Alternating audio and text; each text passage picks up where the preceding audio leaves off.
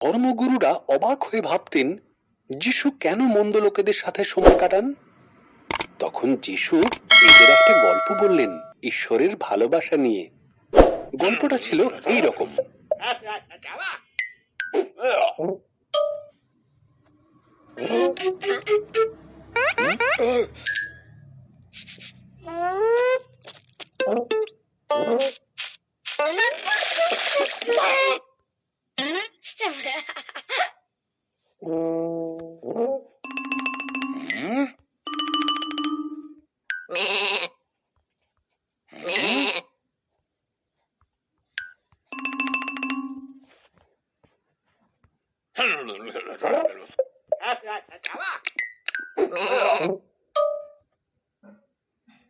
একজন লোকের দুটি ছেলে ছিল।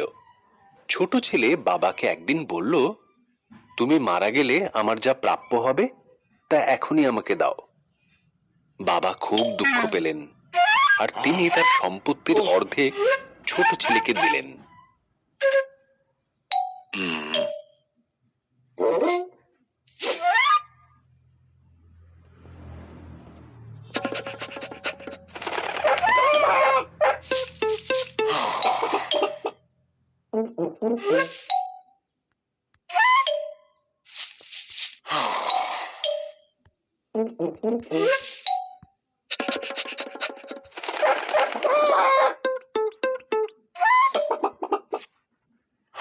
ছেলেটি তার প্রাপ্য বুঝে নিয়ে দূরের একটি দেশে গিয়ে বাস করতে লাগলো।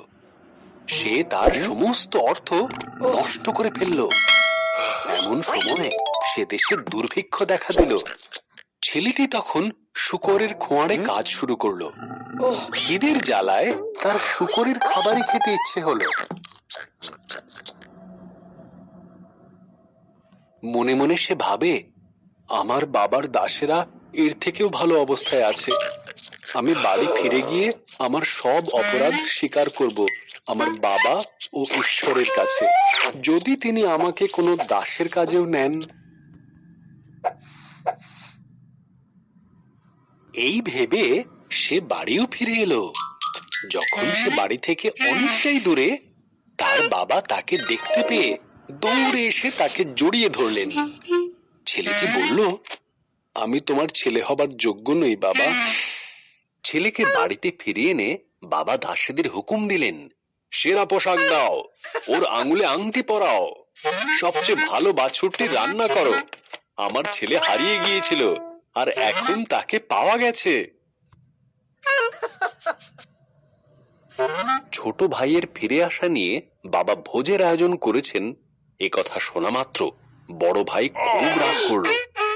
এ ঠিক নয় বাবা, সে অভিযোগ করলো, আমি বিশ্বাসের সঙ্গে কাজ করে কিছুই পেলাম না, আর ও তোমার সমস্ত অর্থ নষ্ট করে ফিরে আসার পরে ওকে নিয়ে উৎসব করছো।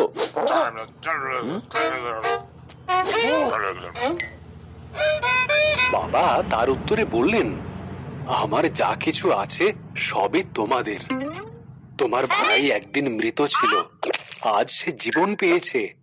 ও হারিয়ে গিয়েছিল, এখন ওকে খুঁজে পাওয়া গেছে।